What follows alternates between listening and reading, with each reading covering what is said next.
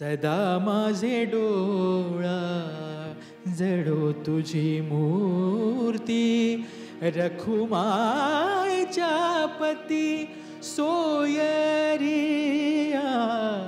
गोड तुझे रूप गोड तुझे नाम देई मज प्रेम सर्व काळ सदा माझे डोळा जडो तुझी मूर्ती.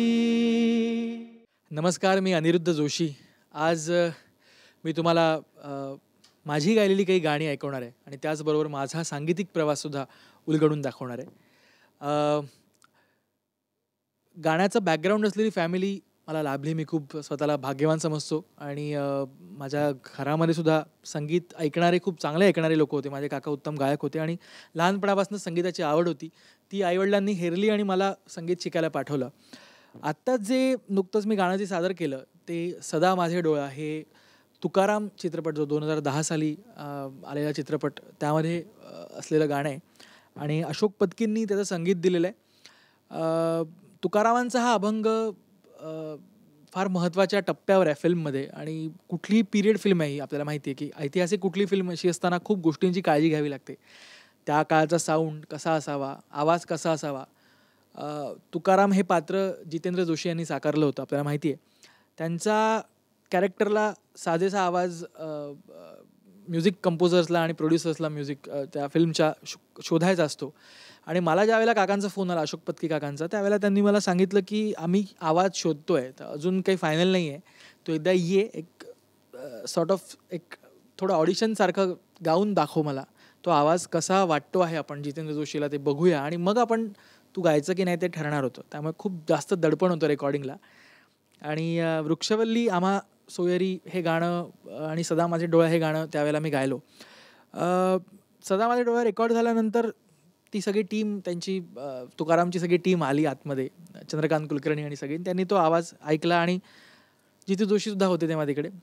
तर त्यावेळेला समहाऊ त्यांना असं वाटलं की हा आवाज कदाचित जाईल फिल्ममध्ये जितू जोशीला. आणि जिथे एक गमतीशीर गोष्ट अशी आहे की जिथे एक गाणं मिळणार की नाही याची शाश्वती नव्हती मला, तिथे जितू जोशीच्या आवाजातली सगळी गाणी मला तेव्हा मिळाली आणि 4 गाणी मी तुकाराम सिनेमासाठी, माझा पहिला पिक्चर होता तो, त्यावेळेला गायलो. आणि खूप मोठ्या बॅनरची मोठी फिल्ममध्ये गाण्याचा पहिला चित्रपट असा यावा हा माझ्याकरता, मी स्वतःला खूप त्याबद्दल नशीबवान समजतो. रुपड दिसते डोळ्या पुढं रात दिस जीव तू यात गुतला,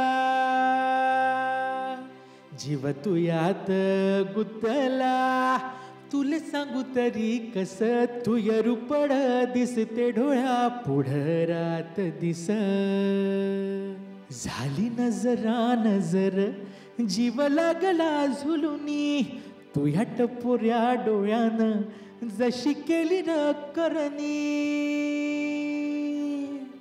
झाली नजरा नजर जीव लागला झुलुनी, तू ह्या टपोऱ्या डोळ्यानं जशी केली ग करणी, मन झालं येड खुळ,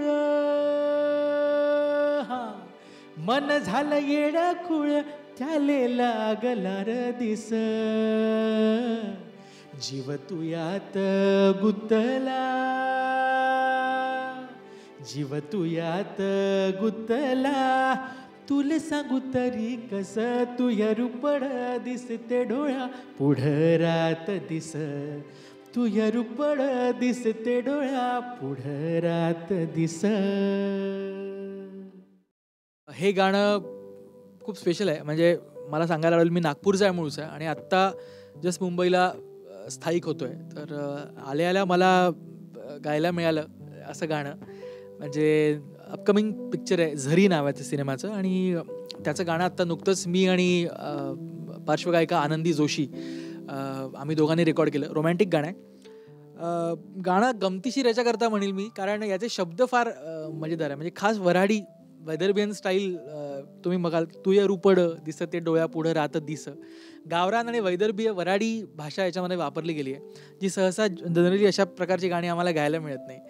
तर त्यामुळे हे गाणं माझ्या खूप स्पेशल आहे. आणि आल्या आल्या मला लगेच मिळालेलं पहिलं गाणं म्हणेल मी हे झरी या सिनेमासाठी, ज्यांचं संगीत या सिनेमाचं प्रवीणजी कुवर यांनी केलेलं आहे आणि याचे गीतकार आहेत किशोर बळी, अकोल्याचे किशोर बळी यांनी ते लिहिलेलं आहे आणि हे नुकतंच मी रेकॉर्ड केलं गाणं. येत्या काही दिवसामध्ये याचं तो पिक्चरसुद्धा रिलीज होईल. वृक्षवल्ली आम्हा सोयरी वनचरे, वृक्षवल्ली आम्हा सोयरी वनचरे, पक्षी सुस्वरे आळवीती,